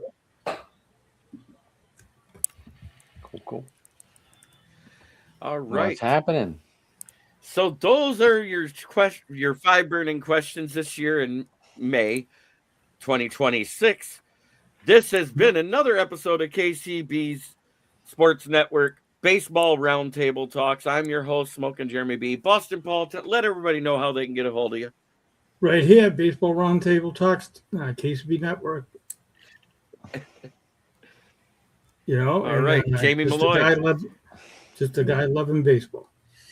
You guys can follow me, yours truly, at Bill's Chat 1 at Bill's Mafia Chat, and also Jamie Malloy, the unbiased journalist, at DJ Dog Tags on Twitter X. You can also follow me on Driving to the Top Productions every Tuesday night as at 8:00 p.m. Eastern Time, as Joe Dalio and I will host the Subway Conversation Chat, and every Tuesday night at 9:00 p.m. Eastern Time, we're also going to be doing another episode of Open Mic Sports Night with that crew there. Then every Wednesday night, it's back here on KCB/Huddle Sports Network with Jeremy and the crew for NFL Roundtable Talks. And then every Saturday here at 9 p.m. Eastern Time, it's Baseball Roundtable Talks on this channel. So thank you guys very much for listening. Don't forget to subscribe to our YouTube channel. Like, comment, ring the bell for all notifications. For more sports news on the Huddle Sports, that's KCB Sportsnet. You can find us on Roku TV, Amazon TV, Facebook, YouTube, wherever you get your podcast. For all of us here at the KCB Sports Network, I'm Jamie Malloy. This has been another episode of Baseball Roundtable Talks. We see you. I'll see you guys next Wednesday for NFL Roundtable Talks, and next Saturday too for baseball. Good night, everybody. You need to let him go last. Adam, shout out yours. Driving to the Top Production. Driving to the Top Productions, obviously. You can find us there on YouTube. You can get me at Sports Talking It on Twitter. You can find me here on Saturdays. You can find me on my shows Monday, Tuesday, Wednesday, Thursday. Are we getting back to normal Thursday, Jerm? Got another week yet. So we got another week off. All right. So, well, maybe Thursday we'll do something else. Who knows? But we're on a hiatus, I guess, for a little bit. And that's where you find us. Well, when your publisher that runs the show, when your publisher that runs the show tells you, hey, you're going to take 3 weeks off because we're going to Portugal and it'll be 2 weeks to the Mediterranean. You know what you say? Have fun. Bah. See ya. See you later. It's been a baseball and table talks right here on the Sports Network, where we go live into Roku, Amazon Fire Stick, Facebook, Twitter, YouTube. We're everywhere where you can find podcasts, and it looks like we went into Twitch tonight, thanks to Dylan. try every day to be a better person than you were the day before. That's the only way to make the world a better place. It starts right here. Much love to everybody that's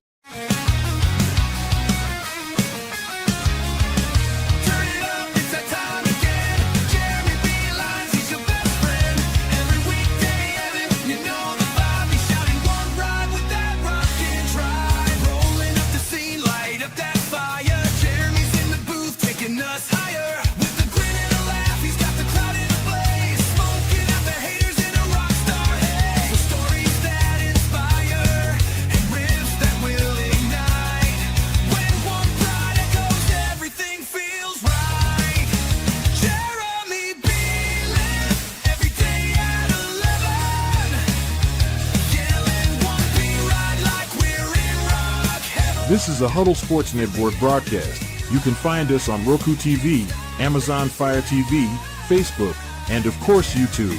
Get all your NFL news here first.